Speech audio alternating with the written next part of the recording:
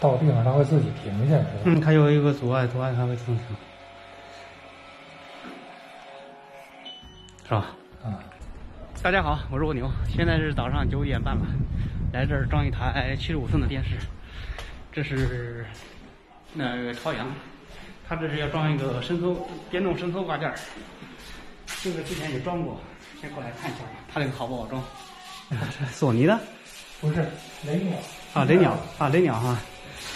先把这个架子给组装一下，大家看一下这个挂件。这个架子呢，这个壳里边是一个电机。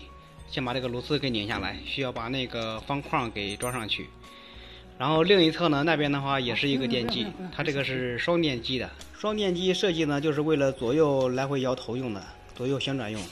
这个方框呢，来的时候是一体的。现在把这个方框呢，顺着这个架子给套进去。套进去以后呢，把这个螺帽给拧紧。架子上的挂钩呢，我已经组装好了。现在把这个方框呢给卡上。它这个电视机呢，是咱正对着电视往右转。所以呢，把这个打墙上这个方框给装在这个左侧，这样是为了旋转的时候观看距离更远，旋转的角度会更大。按客户的要求呢，电视机右侧挨着那边的墙距离是45，现在就从这边墙到这边45，这个就是电视机的右侧边缘。然后从这个45的距离，尺子往左开始拉到1.67米，1.67米呢就是架子的左右的中心了，就是在这一块儿。这个呢定位置就是这样来定的。它底沿留80啊，底沿留80，这底沿往上砍80就行。行。客户定的电视机高度呢，电视底沿离地是80厘米，咱从电视底沿往上量到架子的上沿，这是56，然后再从墙上从地量到上，量到一个80厘米，80厘米呢就是电视机的一个底沿了，就是在这一块儿。然后呢，再从80厘米那儿往上反到56，就是一个架子的一个上沿了，就是在这一块了。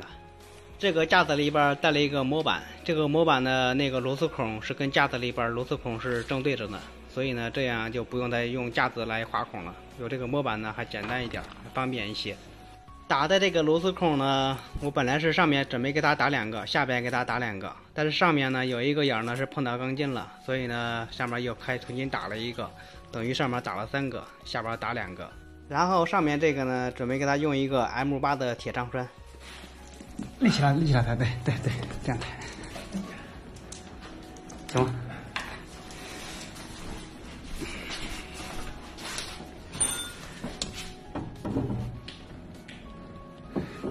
往你那边稍微拉点。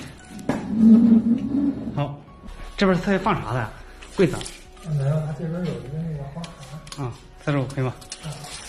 电视机挂好以后呢，把这个电源线还有一个红外接收器给它插上。它这个电源口呢是在上侧。如果把这个横杆呢打在右边，那么呢这个电源口呢就是在下侧。这个架子呢是一个单独的供电，它2个电机呢实际上用这一个适配器电源就可以了，那个是没有电源口的。电源也插好了，现在试一下它这个架子转的角度，看灵不灵活，看一下咋样。这个是需要一个遥控器呢，它架子里边会带一个遥控器。那个红外接收器呢，我现在就在那个先放着，后期呢看它想站在哪一块吧，就是一个红外头。现在电视机呢正在慢慢的往外伸缩，它这个转的角度和速度呢还是挺慢的。就这样呢，我看这个电视呢，它拉出来的时候呢，也稍微有点晃动。虽然这个电视机晃动呢，但是看这个架子承重应该是没有问题的。不过这种架子呢，他说最大可以承重到75寸，再大电视呢就不行了。我刚才操作呢是没有问题的，准备现在让用户给操作一下。它这个怎么说呢？它这个架子呢转动的时候或者伸缩的时候呢，那个电视机的声音还是蛮大的，大家也可以听一下。应该就回去了吧？对。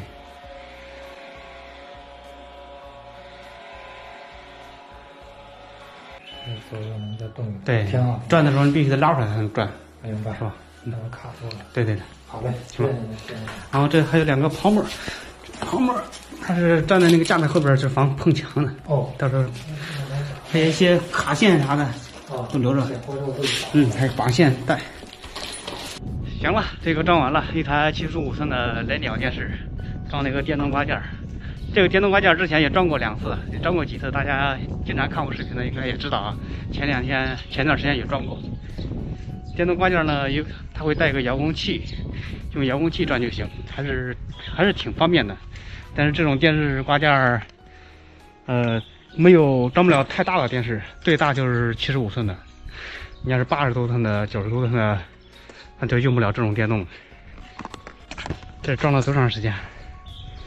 现在是快11点了，装了1个多小时吧。行了，今天视频就分享到这儿了啊！喜欢看我视频的点一下关注，下期见，拜拜。